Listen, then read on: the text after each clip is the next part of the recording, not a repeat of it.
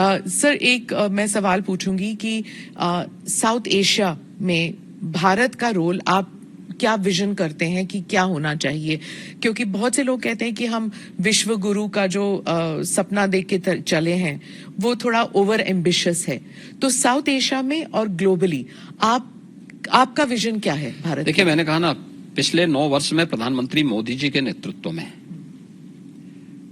Bharat global leader के रूप में स्थापित हुआ है।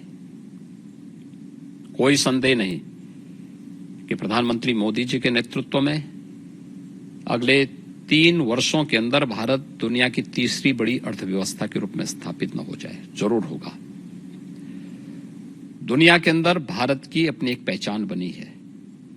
भारत के बारे में लोगों के दृष्टिकोण में बदलाव आया है और जो भारत के बारे में कहा जाता था, आज प्रधानमंत्री मोदी जी के नेतृत्व में वह साकार हो रहा है। सर, अंत में एक सवाल जरूर पूछूंगी, क्योंकि ये महाराष्ट्र सदन में हुआ था कि एक विधायक ने कहा था कि जो नारा चल रहा है कि भारत में रहना होगा तो वंदे मातरम कहना होगा, और उनके मजहब में ये उन्हें एक परमिशन नहीं देता कि आप खुदा के अलावा किसी और के बारे में आप सिर झुकाएं किसी और के सामने। देखिए, देश संविधान से चलेगा, मत और मजहब से नहीं।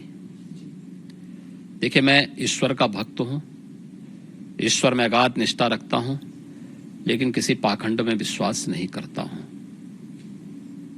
आपने देखा होगा, जब मुझे हमारी नौकरशाही ने कहा कि नोएडा लोग नहीं जाते, चीफ मिनिस्टर को नहीं जाना चाहिए, मैं उसको उल्लंघन करके नोएडा गया, कई बार गया, आधा दर्जन बार जा चुका हूं। दूसरी बार मुझे कहा गया कि रात्रि में सीएम को बिजनौर में निवास नहीं करना चाहिए, तो मैं जानबूझ करके वहां रुका और मैंने पूछा, मैंने कहा भी क्यों नहीं निवास करना चाहिए? तो उन्होंने कहा, साहब दोबारा सीएम नहीं बन सकता है।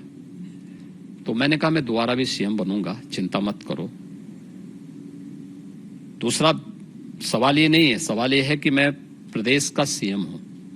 आप ये बोलिए ना कि साहब वहां रहने की व्यवस्था नहीं है, तो जो भी गेस्ट हाउस होगा उसी में रहेंगे ना, आखिर कोई तो रहता होगा।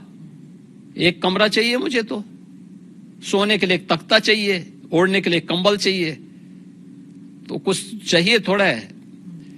तो इसमें जो है, क्यों आप इस प्रकार की बातें करते हैं? मैं गया था, रुका था वहां पे। ऐसे ही आगरा के सर्किट हाउस के बारे में कहा जाता था, यानी मुझसे पहले पता नहीं कोई सीएम रुका कि नहीं रुका, लेकिन कि वहां सर्किट हाउस में जो सीएम रुकता है वो अपशकुन हो जाता है। तो मैंने कहा भी क्या अपशकुन होता है? उन्होंने कहा, साहब जो है उसकी कुर्सी चली जाती है। तो मैंने कहा, जो कुर्सी कल जानी वो आज चली जाए, लेकिन मैं रात्रि को रुकूंगा यहीं। फिर किसी ने कहा, साहब यहाँ पे प्रेत आत्माएं आता ही हैं। तो मैंने कहा, कम से कम उनसे वार्ता करने का अवसर मिलेगा ना रात्रि में। तो तुम सब सो जाओगे तो कम से कम किसी से बातचीत तो करूंगा रात्रि में कि भाई कौन है, क्या है। तो पाखंड में हमारा कतई विश्वास नहीं है।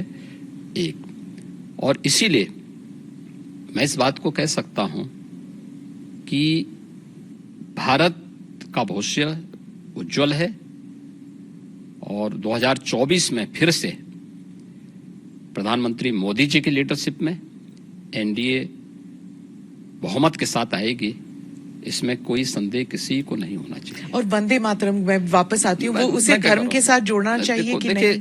मैं क्या कह रहा हूँ, मैंने पहले कह दिया ना, संवैधानिक व्यवस्था से देश संविधान से चलेगा, मत और मजहब से नहीं। जी, आपका मत, आपका मजहब अपने तरीके से होगा, अपने घर में होगा, अपने मस्जिद, अपने इबादत गाह तक होगा, सड़क पे प्रदर्शन करने के लिए नहीं।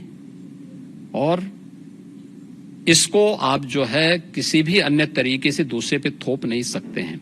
नेशन फर्स्ट, अगर देश में किसी को रहना है तो उसको राष्ट्र को सर्वोपरि मानना होगा, अपने मत और मजहब को नहीं। और मत और मजहब सेकेंडरी प्रश्न है, नेशन फर्स्ट है।